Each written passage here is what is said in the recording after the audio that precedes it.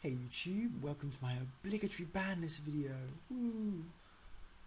Like everyone else, I'm going to do a Banlist prediction video based on things that I think could actually happen. Of course, none of these things will come to be true because, like always, Konami likes to shaft us.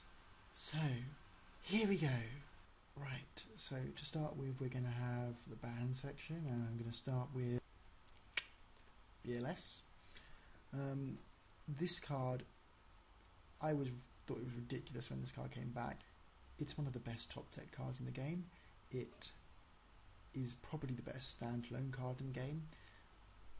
It should never have come back in the first place, and I think it's just shown that it still isn't safe in the game, even with priority changing. So yeah, that to me has been the card I've wanted to go back on the ban list from the second it came off. So next on we have, I'll stop doing that from now on, Monster Reborn. Monster Reborn is just not a fair card. It allows you to play badly and then recover from the top deck way too easily. I think that has to stop. Everyone knows what it does, everyone knows how bad it is for the game. Gotta go. Next we have Avarice. I think its original function is exceeded now. It doesn't do what it used to do. It doesn't have to wait to the middle late game to be able to have all of the stuff in the grave that you want to be refueled, and then you get it a +1, and you don't need a +1 off this card. It would be it still wouldn't be fair if you just drew one. If I'm honest, I still think there's a problem with getting to throw 5 cards back to your deck, or 4 cards back to your extra deck and 1 card back to your main deck, as is what happened in Plant Tengu a lot.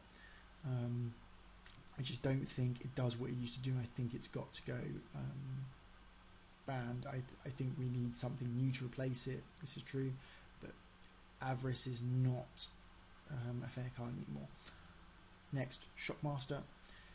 I hated this card from the moment I saw it. It's an Imperial Order on legs, and that is a better card. Hated this card from the moment I saw it. It's an Imperial Order on legs. Shouldn't be in the game. End of. Next, Gateway. Horribly designed card. Shouldn't have ever been made. Should have been banned a long time ago, in my opinion.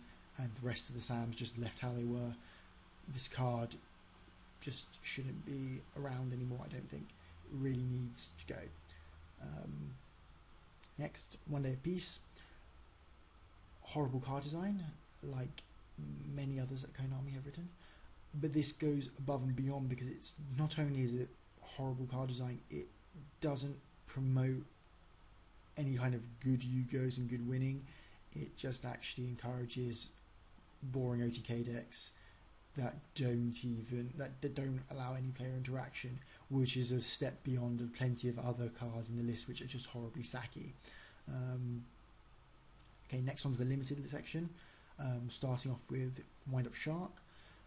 Wind Up Shark is probably the main agitator in the Wind Up deck, in my opinion. It's not easy to pin down what should be touched in the Wind Up deck, but I think it has to be this, because it can trigger multiple effects on its one copy can trigger multiple effects on its own by first summon, and then by the level modulation, and then it's got the further problem of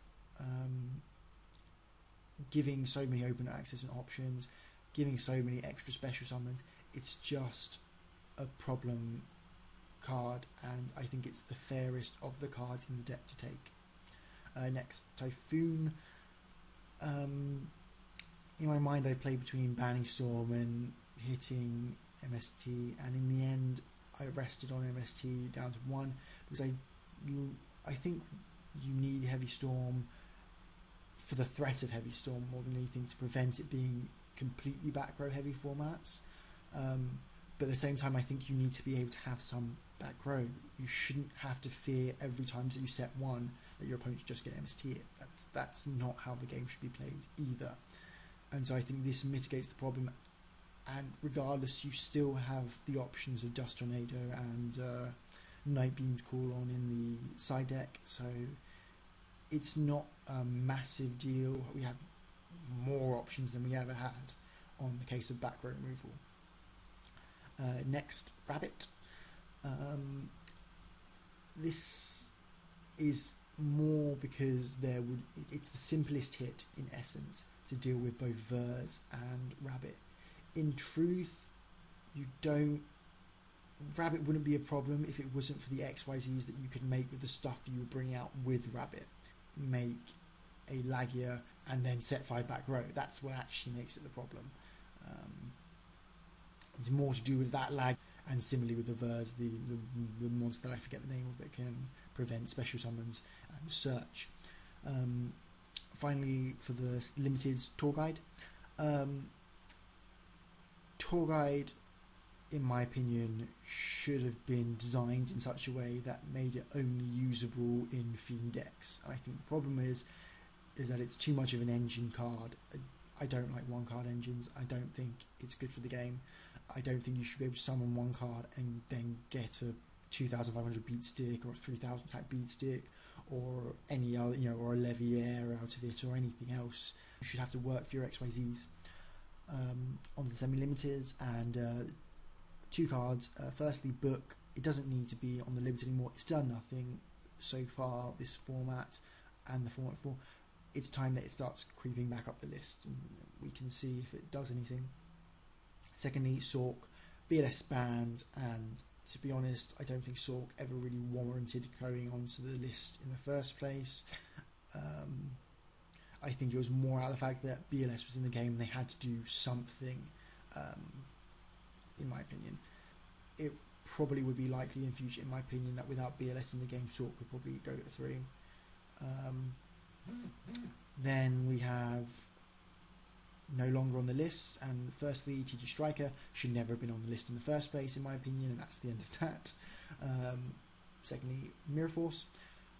Mirror Force has done nothing. I have not really seen Mirror Forces at all in the last 6 months, and I don't think I've lost a single match to a Mirror Force, so I've got to be honest, I don't think it's done anything significant enough to really warrant further prejudice on it. I think it should just be allowed to creep up and see if it has any effect. Next 2 go hand in hand, Spore and Glow Up Bulb. These 2 I don't really think should have gone on the list. I think Tengu was the problem of the Plant Tengu deck, of the Synchrocentric deck. But with no Tour Guide, no universal Tour Guide ability, and no Tengu, I don't think these 2 are going to cause any problems. Yes, Dandelion, Lone Fire, Spore and Bulb mean that you still have the plant engine, but it just won't be of the same quality as it once was. Finally, Kalut. Blackwings have done nothing in a very, very long time, and with Black Whirlwind at 1, you can't stack these in your hand so easily as you used to be able to, so I think it's worth giving it the chance of Blackwings doing well.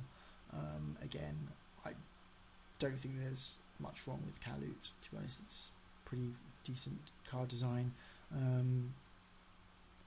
so there's nothing wrong with Kalut at the moment, to be honest. Black Whirlwind is at 1, means that you won't see so much Kalut stacking into the hand as you used to when Blackwings first came out. You had 3 Whirlwinds, so I think it would be worth seeing what Kalut can do at 3, and if Blackwings could become a viable force again. It's unlikely, but it doesn't seem to be necessary for this to stay on the list anymore, in my opinion. Right, so that's my list. Tell me what you think, rate, comment, subscribe, all that good stuff. Post suggestions and comments and all those kinds of things. Tell me if you think I've missed something out, what you'd add to the list, what you're really looking forward to seeing going, all of that good stuff. Right, peace out.